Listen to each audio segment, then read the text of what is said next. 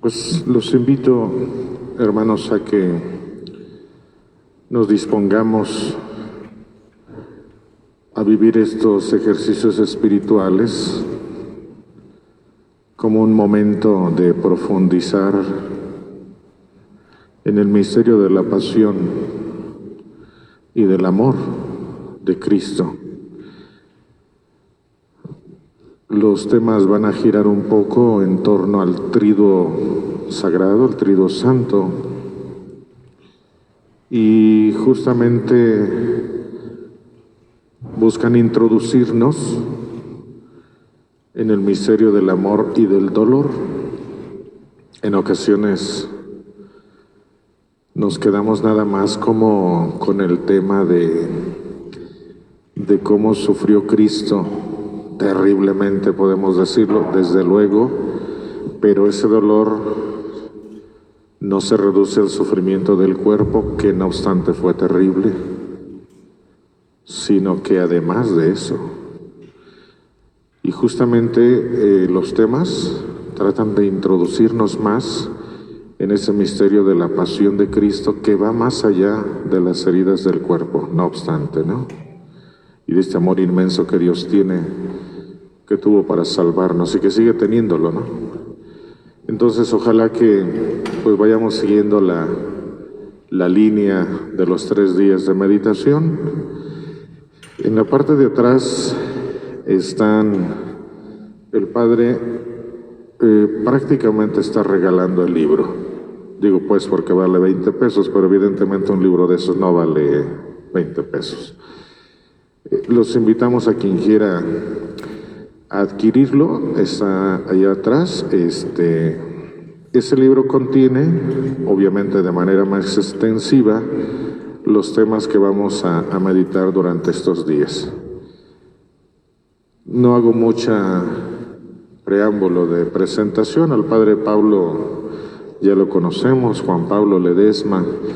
Él es de los Legionarios de Cristo, él es español, de la zona de La Rioja. Digo porque muchos conocen vinos españoles y ordinariamente son de Rioja. Bueno, pues el padre es de Rioja, ¿sí? Y bueno, está ampliamente preparado en Roma, en estudios de patrística, teología y teología espiritual. Entonces, Pablo, te damos la bienvenida. El Padre Pablo le encanta venir aquí, ¿verdad que sí? Es cierto, la verdad que yo con toda confianza y gusto lo invito. Le encanta el templo, le gusta mucho venir aquí, compartir la Eucaristía con nosotros y estas reflexiones. Ojalá que de verdad nos demos la oportunidad, más allá de escuchar, ir entrando en el misterio de la redención. Pues sin más, Padre Pablo, bienvenido y vamos a comenzar con los ejercicios. Muchísimas gracias al señor párroco, el Padre Joel, siempre pues un gran amigo, y me encanta también por él, por esa amistad que hemos trabado y bueno, pues por la que no se ve ahora, que está ahí, que nos está viendo, pero también por nuestra madre. Siempre las parroquias, los templos marianos, a mí por lo menos me atraen muchísimo. Bien, pues en primer lugar agradecerles que estén aquí presentes, ojalá que pues todos saquemos muchísimo fruto. Son 3 días, tiene una secuencia. Como decía el Padre, pues en el libro prácticamente está muchísimo mejor narrado y descrito lo que vamos a intentar compartir el día de hoy. Y simplemente, pues para dividir los 3 días, esto es como 3 secuencias. En el lenguaje actual diríamos como una serie de Netflix que tiene 3 temporadas. Bueno, pues hoy vamos a ver la primera, para que se animen a venir mañana y después a la siguiente, si no se aburren demasiado. Si no, les devolvemos el dinero, no se preocupen, ¿eh? Bueno, quería comenzar con una historia. Andrea y Carlos eran 2 jóvenes que se enamoraron. Tuvieron un noviazgo feliz, se casaron, llegó el primer día del aniversario. Nos gusta celebrar aniversarios, cumpleaños, aniversarios de bodas, y había preparado ella una cena maravillosa, una mesa, los 2 platos, una velita en el medio. música romántica de fondo, y empezaron a dialogar, a recordar cómo había sido el noviazgo. De repente alguien toca la puerta, ¡ting, dong! Y entonces él, como haciendo que no sabía nada, dice: cariño, ¿quién será? No sé, ve a abrir. Se acerca a la puerta y entonces la abre y aparece un mozo con un ramo de rosas espléndido. Y entonces ella le da la propina, cierra la puerta. ¿Has sido tú, Carlos? No sé, cariño, tú verás. Y entonces, entre las rosas, alcanza ella a descubrir un sobrecito con un papelito dentro, con una letra manuscrita que dice: este año te quiero todavía más, Carlos. Bueno, ella se deshace en abrazos, besos, como mantequilla, ¿no? Pasa un año y se acerca el segundo aniversario. Esta vez los mismos platos del año pasado y 2 velas para conmemorar el segundo aniversario de matrimonio. Andrea y Carlos se prometen un futuro muy feliz. Llega la hora y otra vez, ¡ding dong! ¿No será lo mismo del año pasado? ¿Quién sabe? Se acerca ella a la puerta, abre y un mozo otra vez con un ramo de rosas espléndido. Le da la propina y ella buscando el sobrecito, lo encuentra, lo saca, le mira, seguramente: este año te quiero todavía más. La misma frase del año pasado, manuscrita con su caligrafía. Carlos. Algo maravilloso, romántico. Pasan los meses y una triste noticia en este matrimonio feliz, todavía sin familia. Le detectan un tumor a Carlos. Hace varios viajes al norte, quimioterapia, asistencia médica, va perdiendo el cabello, va perdiendo peso. Total, por hacerles el cuento breve, llega el día triste y fatal donde entrega su alma a Dios. Llegaba la fecha del tercer aniversario. Esta vez ella no puso velas, sí puso el plato, como recuerdo, la música romántica que tanto les gustaba.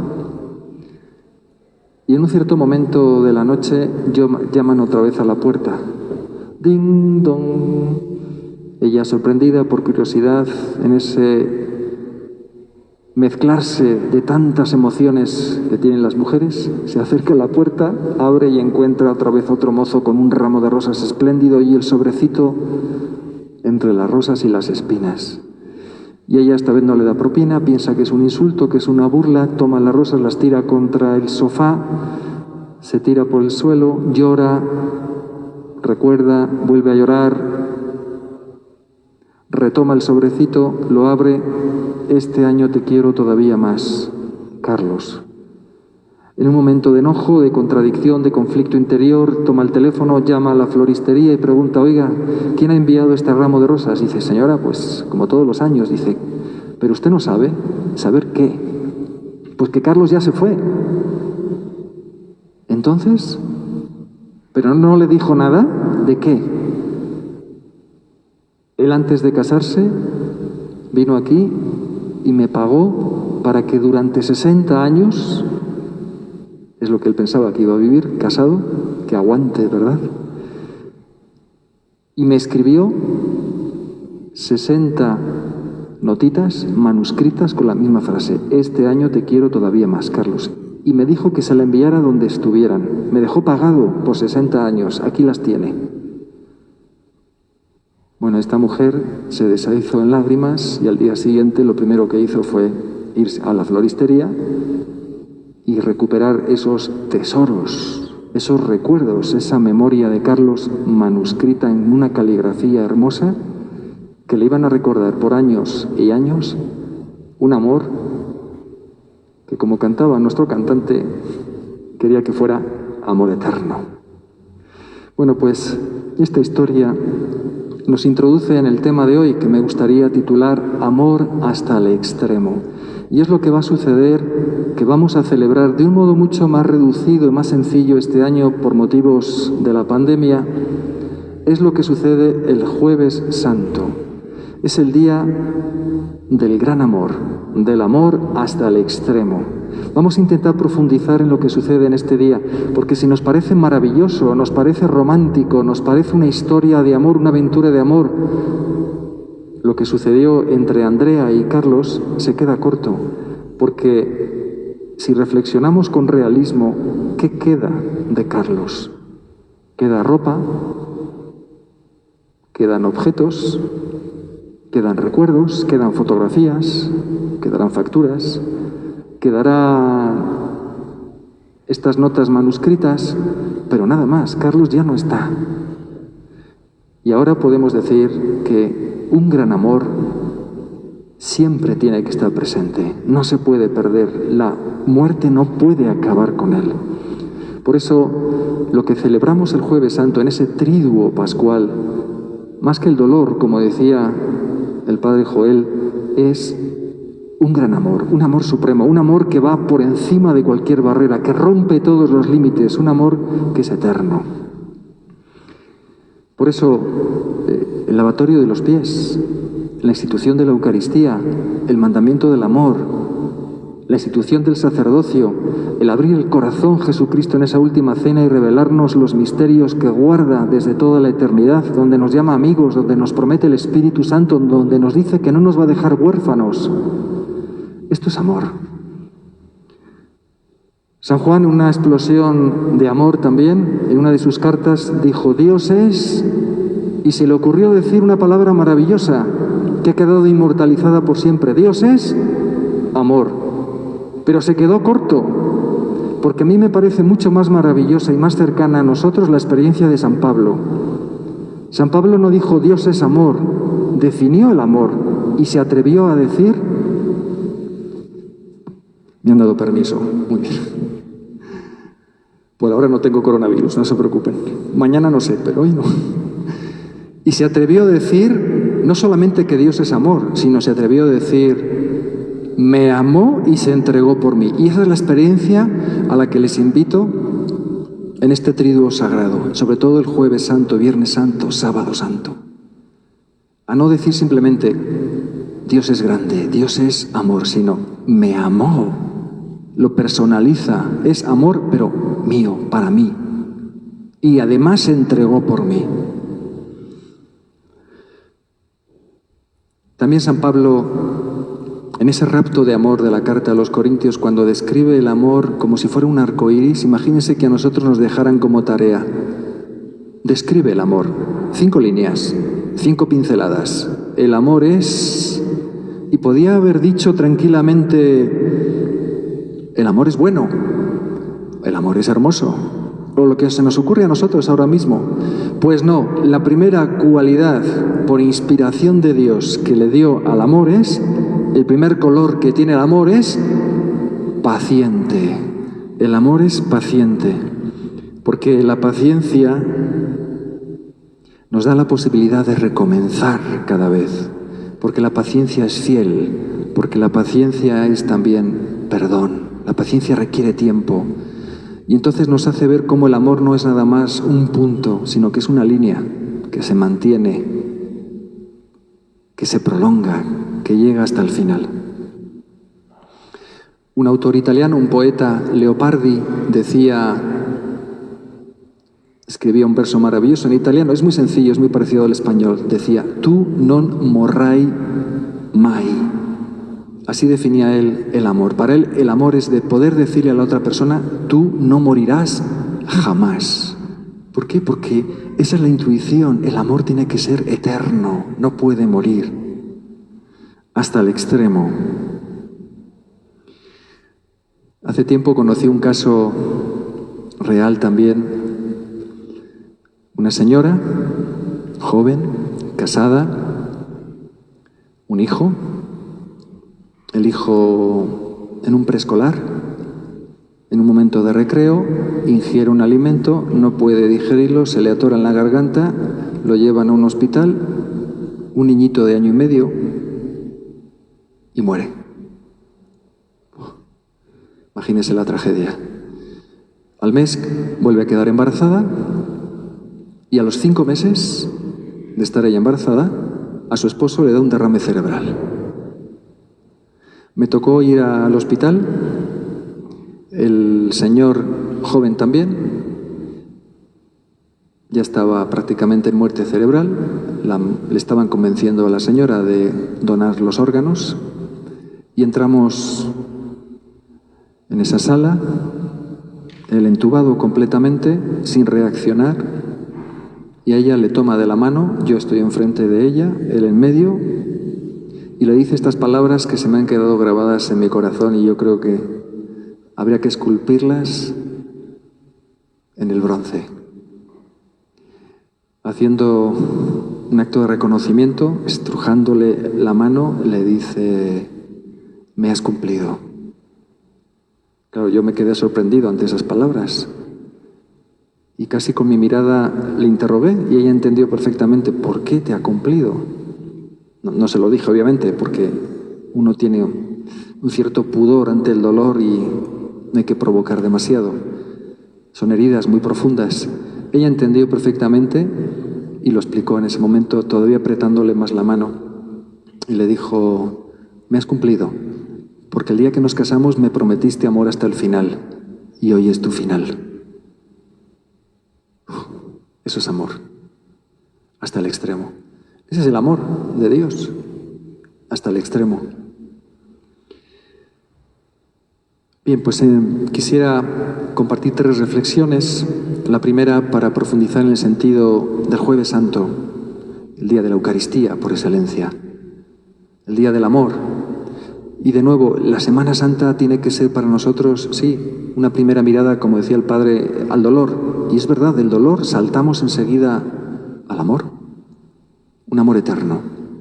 Tiene que ser una Semana Santa donde percibamos y hagamos la experiencia de cuánto nos ama Dios, de cómo no nos olvida, de cómo nos sale al encuentro y sobre todo de cómo espera nuestra correspondencia.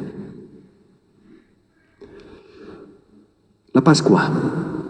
¿Qué era la Pascua para los judíos? Sabemos que Jesús es, lo decimos en el credo, verdadero Dios y verdadero hombre. Era un judío del siglo I que vivía según las tradiciones de su pueblo. Recordemos que en la Pascua se realizaban sacrificios y aquí la primera diferencia o distinción que tenemos que hacer: cuando en la Escritura escuchamos la palabra sacrificio, no le demos el contenido que actualmente le otorgamos. Nosotros decimos: voy a hacer un sacrificio, y para nosotros un sacrificio es una mortificación. En el lenguaje bíblico, el sacrificio no es eso. El sacrificio era, como vamos a explicar ahora, un animal o un producto de la tierra en el que se realizaba una acción en lugar de la persona. Es decir, aquí entra el término de vicario, si lo hemos escuchado alguna vez. Vicario es el que hace las veces de. Yo, que soy un pecador, tengo que reparar por mi pecado, y entonces, para que yo no me sacrifique, una víctima, animal, alimento o lo que quiera ofrecer, una oración, se ofrece en lugar mío para reparar y aplacar la ira, por así decirlo, o reparar mi pecado y agradar a Dios. En el mundo judío ese era el concepto de sacrificio. Por eso cuando escuchamos quiero misericordia y no sacrificios, no se refiere a que no tengo que hacer sacrificios, sino que prefiero el amor, que es lo que debe mover a cualquier acción antes que los sacrificios, pongamos el adjetivo, rituales. Entonces, todo lo que tiene que ver con sacrificio era parte de un ritual, eso para entenderlo mejor. Y entonces esas expresiones de Oseas 6:6, quiero misericordia y no sacrificios, o me has abierto el oído y no me he echado para atrás, se entiende muchísimo mejor. ¿Qué tipos de sacrificios había en ese momento? En primer lugar, lo habrán escuchado muchas veces, el holocausto. Holocausto es una palabra que viene del griego, es una palabra compuesta, holos y kaustion, que significa, holos es todo y kaustio quemar. Entonces se quemaba todo, era el sacrificio perfecto. Imagínense que traemos aquí un cordero, un buey, un animal y lo quemamos. Y entonces todo, absolutamente, no reservamos nada. A veces decimos, mi vida es un holocausto, es una imagen para simbolizar que lo estoy entregando todo, que me estoy sacrificando completamente. todo, quemarlo todo. También dicen otros exegetas que proviene la palabra de oli, en hebreo significa subir. Entonces es muy hermoso. Se quemaba y el humo que sube, que asciende como una oración a Dios, es el sentido que quiere dar al sacrificio. El holocausto es agradable a Dios porque sube, no solo porque se consume todo, sino porque asciende, sube como alabanza, como oración perfecta que llega hasta Dios. Después estaban los sacrificios, no solamente el holocausto, como hemos dicho, se sacrifica todo, sino el sacrificio de comunión. Yo creo que este era el que más les gustaba a ellos. ¿Por qué? Porque una parte se ofrecía a Dios, otra parte se reservaba al sacerdote y otra a los oferentes. Entonces era sacrificio de comunión. Todos participaban. No solamente se ofrecía a la víctima, sino que uno también tomaba parte de esa víctima para después comerla. Normalmente se imponían las manos sobre esas víctimas, se hacía oración sobre ellas y el sentido de sacrificarlos era ofrecerle a Dios en lugar nuestro y al mismo tiempo establecer la comunión. Por eso se repartían las partes. Y era muy importante el significado de la sangre. Todo sacrificio requería la sangre. Sacrificio de comunión, se ofrecía la sangre que en ciertas ocasiones llegaba incluso hasta tocar el altar de Dios, el altar de los sacrificios. Y por último, había sacrificios expiatorios. Holocaustos, sacrificios de comunión y sacrificios expiatorios. El sacrificio expiatorio, el mismo nombre lo dice, significa reparación, satisfacción por los pecados. El más conocido y más famoso, que hasta el día de hoy permanece, el día del Yom Kippur, que suele caer hacia septiembre, más o menos por la fiesta de Nuestra Señora de los Dolores, es el día de la expiación, donde Dios perdonaría los pecados de todo el pueblo con un ritual que está muy bien narrado en el libro del Levítico, capítulo 16, donde se utilizaban dos víctimas. El sacerdote imponía las manos sobre las dos, echaban suertes, una la mandaban al desierto, la otra la sacrificaban, y con la sangre el sumo sacerdote entraba, el único que podía entrar, en el Santo de los Santos. Recordemos que el templo, la tienda del encuentro y después el templo judío tenía dos partes, bueno, tres: el atrio, la parte del santo donde entraban los sacerdotes, y el Santo de los Santos, el lugar más sagrado. Estaba protegido por una cortina que atravesaba solamente el sacerdote, sumo sacerdote, una vez al año, en ese día, con la sangre del animal que habían sacrificado, sobre el que había impuesto las manos en representación de todo el pueblo de Dios para expiar los pecados. Y con esa sangre rociaban los ángulos, las esquinas del altar, 7 veces con el dedo índice. Era un modo como ellos simbolizaban la unión del hombre con Dios. Mi pecado, simbolizado, recogido en esa sangre, toca el escabel de Dios. Se suponía que la presencia de Dios estaba allí y que Dios ponía los pies en su presencia misteriosa, y tocando el sumo sacerdote con la sangre de la víctima, a Dios quedaba perdonado el pecado. Esa es la concepción. Es importante la sangre. Una pregunta o una reflexión. ¿No les suena esto muy parecido a una Eucaristía? ¿No es la Eucaristía un cierto holocausto donde Cristo se ha dado completamente? ¿No es un sacrificio de comunión donde Él, obviamente una parte va al Padre, es el amor, es la oración al Padre, pero del que todos nosotros participamos? ¿No hay acaso sangre en este sacrificio? Sangre de la nueva alianza. Y por último, ¿no es expiación? Recordemos, cada misa, lo dice el Catecismo de la Iglesia Católica, tiene 4 fines.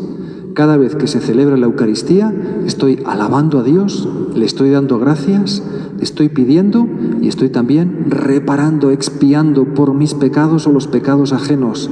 Por eso es la oración perfecta, la oración más grata a Dios y la más útil a cada uno de nosotros.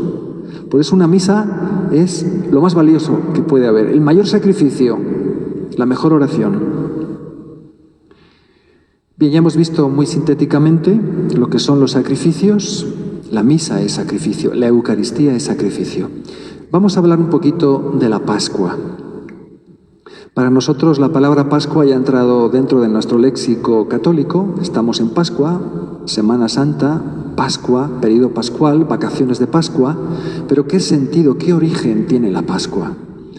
Recordemos que en la antigüedad era una fiesta judía de pueblos nómadas. Es decir, se celebraba el día 14 del mes de Nisán. Nisán sería para nosotros marzo o abril, entre estos 2 meses. Gracias.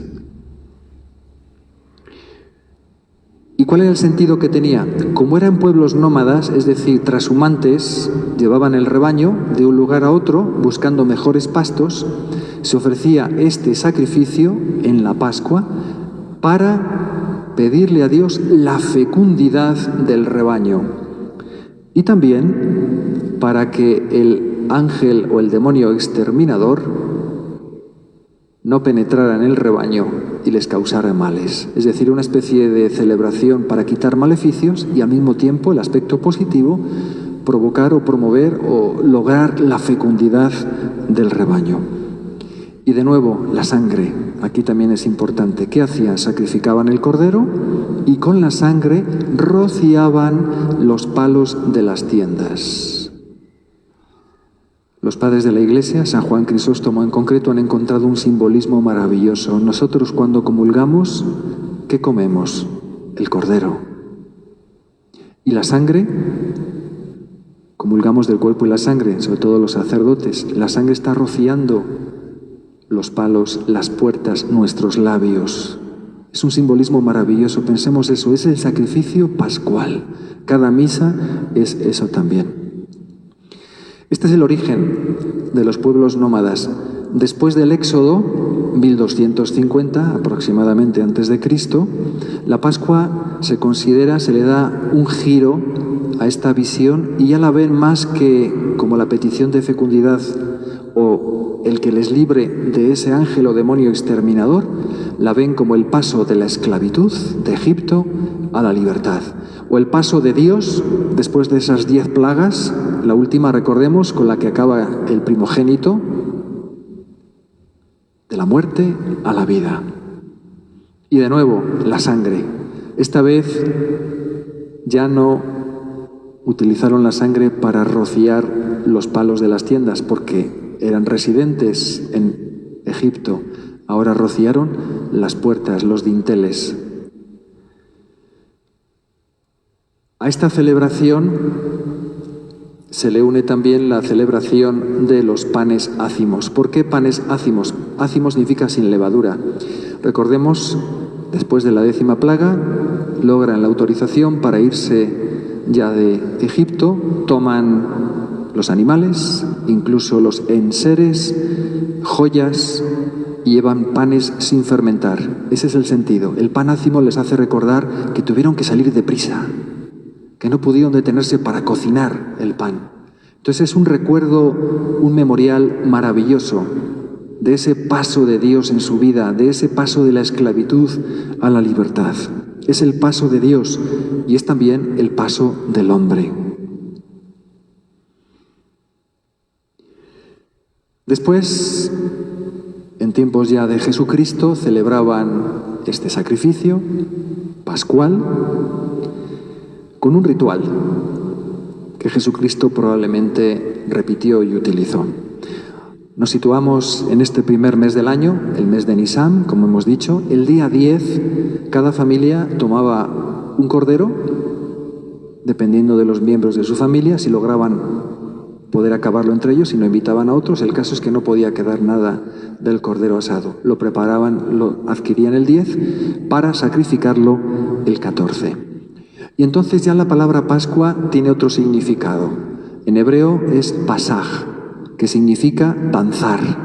Es ya el aire festivo, el aire de gozo, el perfume de fiesta. Ya la Pascua es algo gozoso. No perdamos en esta Pascua, sobre todo el Jueves Santo, aunque luego viene el Viernes Santo, que para nosotros es un día de mucho dolor y tristeza para acompañar a Cristo, pero recordemos, el Jueves Santo es un día de fiesta, es la Pascua, es la liberación, es el sacrificio redentor, es el paso de Dios en mi vida, es el paso de mi pecado, de mi esclavitud a la libertad, a la gracia, a la vida. Se realizaba el sacrificio de los corderos en el templo, por lo tanto había muchísimas filas, muchísimos corderos, muchísimas familias.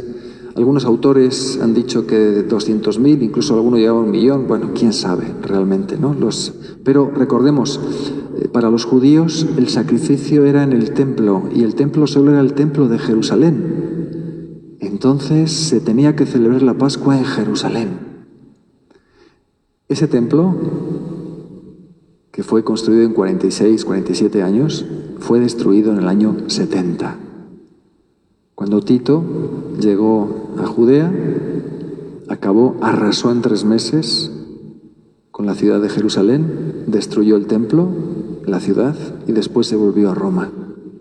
Pensemos, ese sacrificio que se realizaba en el templo de Jerusalén deja de estar en vigor en el año 70. Por lo tanto, tiene que haber un nuevo templo, un nuevo sacrificio, y ese es el cuerpo de Cristo resucitado, el cuerpo de Cristo crucificado que después resucita.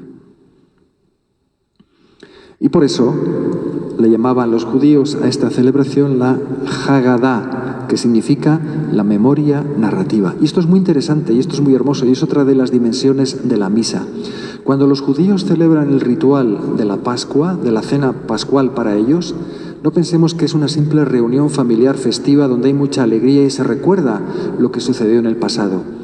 Aquí hay un concepto teológico muy importante, le llaman el memorial, el zicarrón en hebreo, que significa, en la celebración actual, en el presente, estoy evocando, pero no solo es un recuerdo, una memoria, como la historia que contamos al inicio de Carlos y Andrea, una prenda de él, una fotografía, un video, no. Cuando un judío celebra la Pascua, está actualizando de nuevo el éxodo, la liberación, y lo está proyectando hacia el futuro. Es como si la Pascua fuera una máquina del tiempo, donde el pasado, el presente y el futuro se fusionan. Y tiene un sentido litúrgico, es decir, los acontecimientos del pasado, aquella liberación de Egipto, la estamos realizando el día de hoy en esta cena con el Cordero, con los diversos elementos, pero como no estamos completamente liberados, lo estamos proyectando hacia el futuro. Por eso decían o acababan la cena pascual, el próximo año en Jerusalén, para simbolizar de que todavía no se ha cumplido el significado profundo de la Pascua. Además, para los judíos, toda comida tiene un sentido más profundo que el nuestro. Nosotros invitamos a comer a personas porque nos caen bien, nos resultan simpáticas, queremos conocerlos, o algunos aparecen de gorrones también, como sabemos, ¿no? Bueno, pues para los judíos la comida significa ser parte de. No van a invitar a una comida si no te consideran parte de su familia. Por lo tanto, tiene también ese significado profundo, más que familiar, más que social, es una identidad. Traslademos esto a nuestra celebración eucarística. Si para ellos la cena pascual era ese memorial donde actualizaban o se hacían contemporáneos de Moisés y de todo el pueblo judío, se realizaba en el presente esa liberación, pero esperaban la liberación final, la libertad absoluta, que todavía no la poseían, eso sucede en la Eucaristía. Por eso la palabra memorial para nosotros es eso, es memorial de la cruz, es decir, lo que Jesucristo padeció jueves, viernes, sábado santo y su resurrección, en el pasado se actualiza sacramentalmente en cada misa y se proyecta a las bodas del Cordero. Cada misa debería ser eso, meternos en una máquina de tiempo virtual, si queremos, donde evocamos por medio de la palabra de Dios las acciones del pasado, las grandes maravillas que Dios ha realizado, se actualizan en el presente, pero recordemos, hay un futuro abierto, que es la eternidad, donde estaremos todos juntos como familia, como hijos de Dios, celebrando las bodas del Cordero. Ese es el cielo, así nos lo ha representado Dios. El último libro de la Biblia, el Apocalipsis, capítulo 21-22, se cierra precisamente con un banquete de bodas. Esto es algo maravilloso. ¿Las bodas qué es? Es amor, es una alianza nupcial.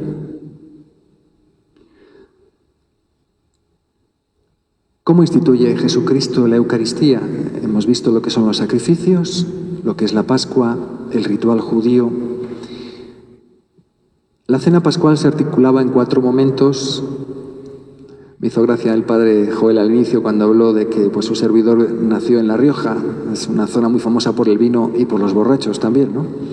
Entonces, bueno, pues esto del vino es una tradición. A mí me enseñaron a tomar vino desde que era niño. Ahí los niños toman vino. Por eso les digo que yo ahora he perdido la práctica, no se preocupen. Bien, el caso es que la cena judía se articulaba por 4 cálices o 4 copas que se llamaban seder, ¿no? Entonces, es un simbolismo muy hermoso. Si alguno ha participado en alguna cena hebraica, alguna cena judía, alguna cena de Pascua, lo recordará. Iniciaba así. El menor, el más pequeñito, el Benjamín de la familia, se dirigía al jefe de la familia, el padre o el abuelo, el que estuviera ahí en más años y en autoridad, y le hacía esta pregunta, el ritual: ¿por qué esta noche es diferente? O sea, ¿qué estamos celebrando? Y entonces le daba pie al jefe de la familia para hacer esa, nosotros diríamos en un lenguaje litúrgico, anamnesis, es decir, ese recuerdo, esa memoria. Y decía más o menos estas palabras: nosotros éramos esclavos, fuimos esclavos en Egipto, pero Dios... Y comienza toda la historia.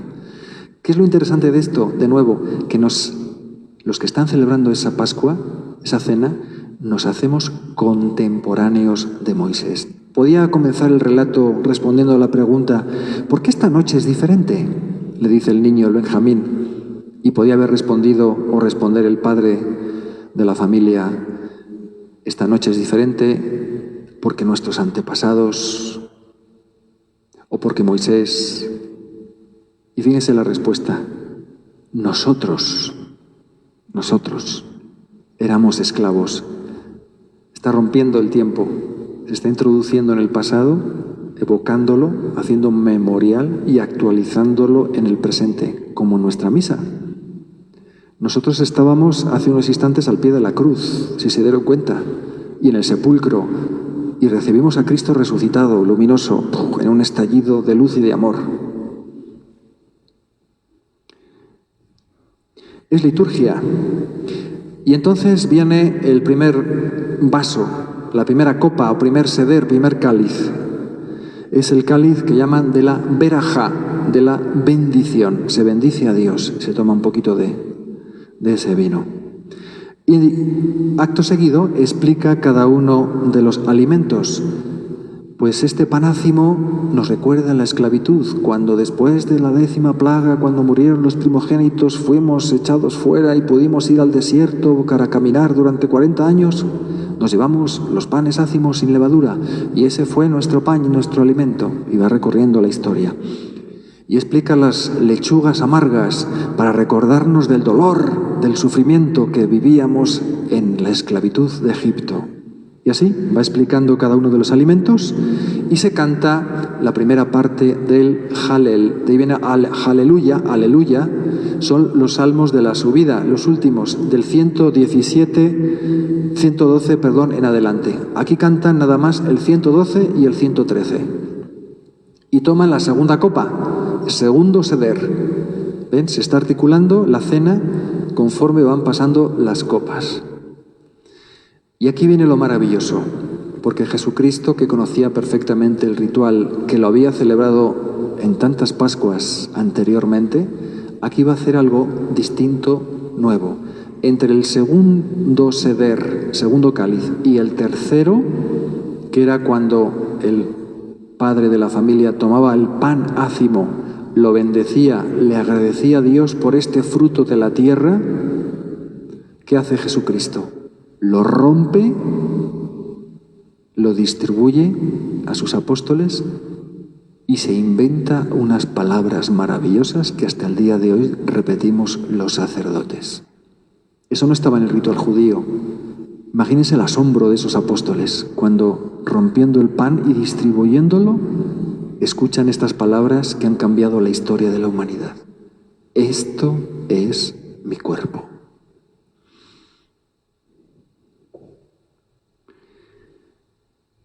Después les distribuía otros panes con la salsa llamada jaroset. Y con esa salsa, que era de color así como ocre, les hacía recordar el padre de familia los ladrillos y la arcilla que tenían que utilizar para construir, para edificar como trabajadores, como obreros, esclavos en Egipto. Y en ese momento se comía el cordero. Una curiosidad. ¿Han encontrado ustedes en alguno de los relatos de la institución de la Eucaristía, que solo conservamos los 3 sinópticos y la primera carta a los Corintios de San Pablo, han encontrado el cordero mencionado ahí? No aparece. ¿Dónde está el cordero? Pero si era lo central de la cena. Era el alimento más importante. Y no hay cordero, no se menciona. Porque el cordero estaba ahí presente. ¿Quién era el cordero? El Cordero de Dios. Seguía la acción de gracias y se bebía el tercer seder, el tercer cáliz. Y ahí es donde Jesucristo, de nuevo, con ese tercer cáliz, se inventa otras palabras que deja a los apóstoles atónitos. Este es el cáliz de mi sangre, derramada por ustedes.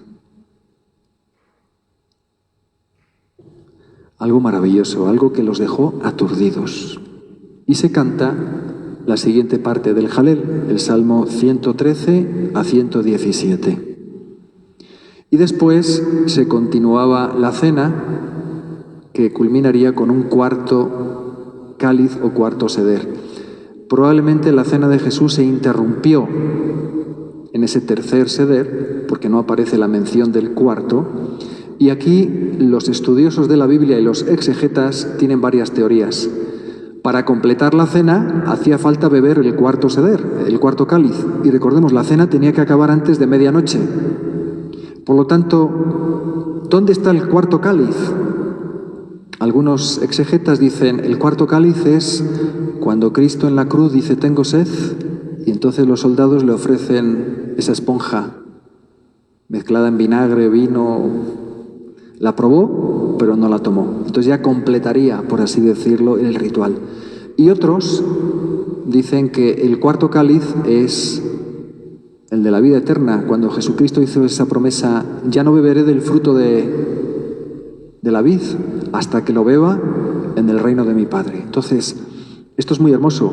Me gusta más esta interpretación. ¿Por qué? Porque la deja abierta, porque está incompleto, para que nosotros sigamos alimentándonos, celebrando la Eucaristía, sabiendo que nos falta completarlo con el cuarto cáliz, que va a ser en el reino de los cielos, cuando estemos todos allí.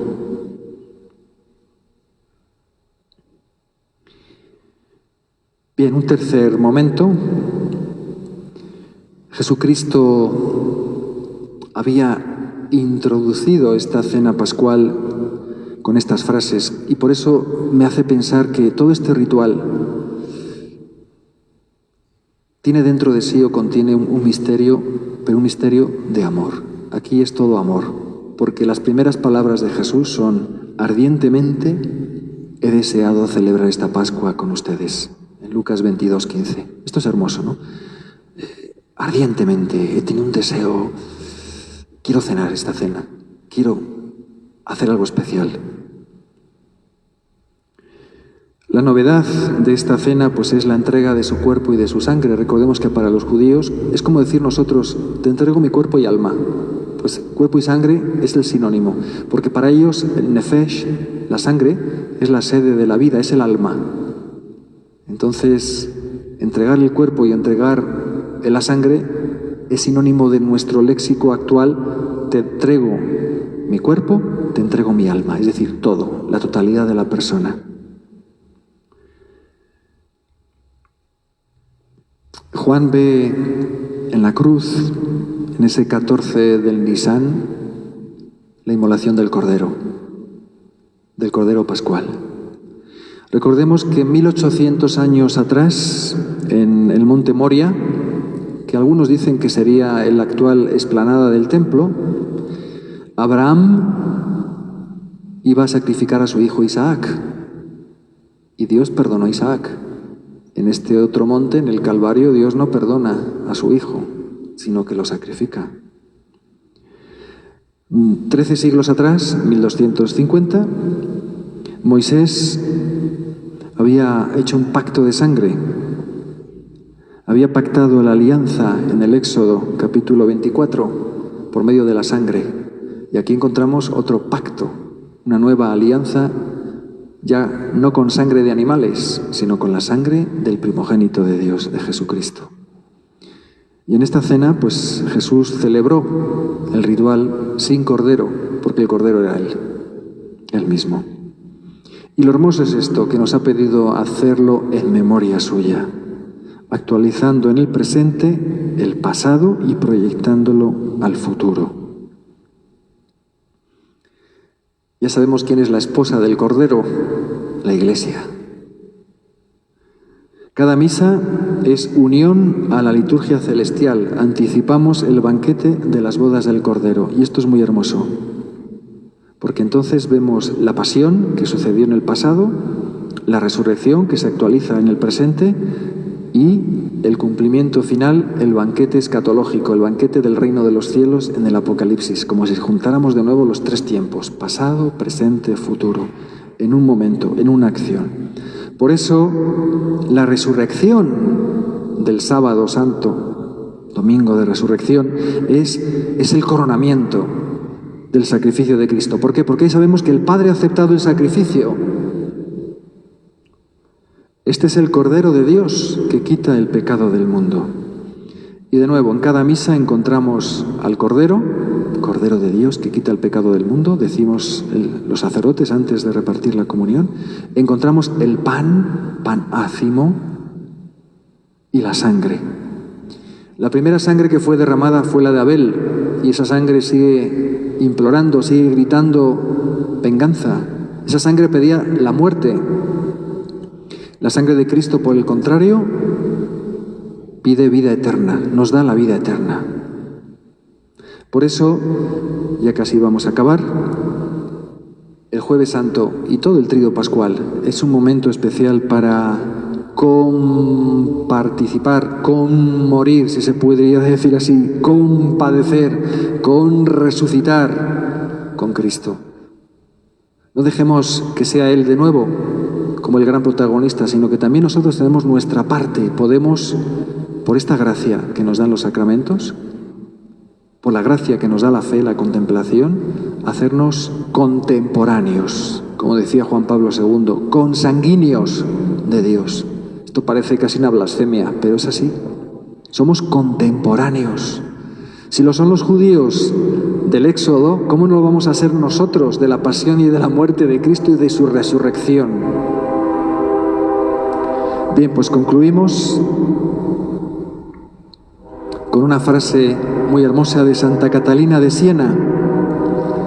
Ella, contemplando esto, solo encuentra amor. Y es lo que quisiera que encontráramos el Jueves Santo, más que un recuerdo, unas celebraciones que este año van a ser muy reducidas, o que quede todo en el lavatorio de los pies, que este año no va a haber, por supuesto, por la pandemia, etcétera. Que penetremos en el misterio y descubramos que la Eucaristía, que el Jueves Santo es un acto de amor, es un misterio de amor, amor eterno. Escribía Santa Catalina de Siena: oh loco de amor, qué atrevida, ¿verdad? Oh loco de amor, no te bastó encarnarte, sino que quisiste también morir. Oh misericordia, el corazón se me ahoga al pensar en ti, porque donde quiera dirijo mi pensamiento, no encuentro sino misericordia y amor. Esto es lo que les invito a que encuentren estos días, no solo en la preparación, sino también en este jueves, viernes, sábado y domingo de resurrección. Que sea un misterio de amor, un amor hasta el extremo.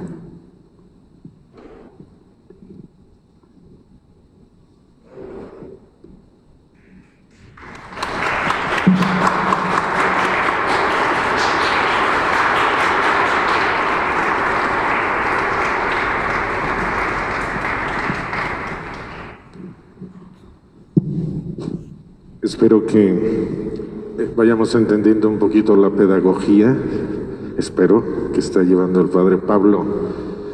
Acuérdense que vamos a meditar en los días santos, jueves, viernes, sábado, ¿no?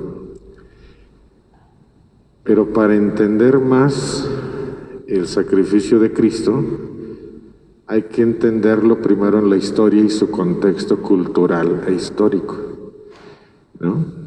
Evidentemente fue un sacrificio, es una ofrenda, pero era necesario tener este conocimiento precedente, digamos, anterior, cultural, religioso, contextual, de los sacrificios en la cultura judía, estos tres tipos de sacrificios, ¿no? O de ofrendas, y tocar un poco la parte litúrgica que ya estamos, digamos, de alguna manera acostumbrados a una liturgia que nace el Jueves Santo.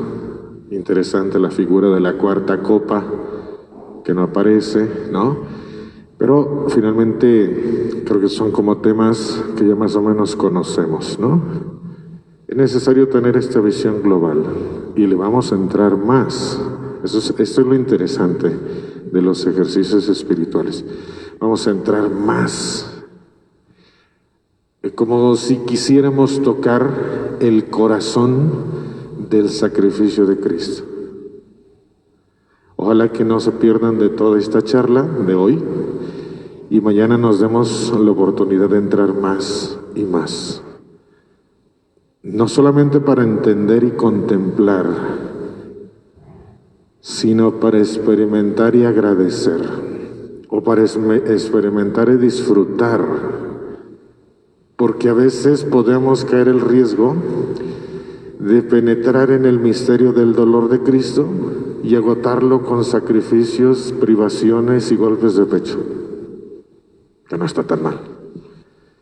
Pero entrarle más al misterio del amor es agradecer y es disfrutar también. Espero que lleguemos a lograr tejer, por así decirlo, estos últimos elementos que también son como consustanciales del misterio de Dios, que por eso quiso morir por nosotros, ¿no? Bien. Entonces, con el favor de Dios, nos vemos mañana. Ya saben, igual 6:30 la misa. Quien quiera participar de la misa vespertina o en la misa de la mañana, sigue siendo a las 7. O quien, según sus tiempos, decida nada más llegar a los ejercicios espirituales, ya se dieron cuenta, en torno a las 7 de la noche comenzamos. Y bueno, eso es todo. Pues le pedimos al Padre Pablo que nos dé la bendición final y yo, de mi parte, que pasen todos bonita noche. Pues muchísimas gracias por su atención. Les esperamos mañana con muchísimo gusto. El Señor esté con ustedes. La bendición de Dios Todopoderoso, Padre, Hijo y Espíritu Santo, descienda sobre ustedes y sobre sus familias y permanezca por siempre. Que Dios los colme de sus bendiciones y los llene de su santo amor. Amén. Perdón, acuérdense que ya atrás está el libro, no es un libro muy grande, para lectura cómoda de todos, la letra es muy legible. El padre lo iba a regalar, yo le dije que no, 20 pesos, ¿no? No es para mí, ni es para la parroquia, él lo hizo, pues que se lo lleve. Entonces allá afuera, allá atrás está, y mañana seguramente ahí también estará. Nos vemos mañana con el favor de Dios.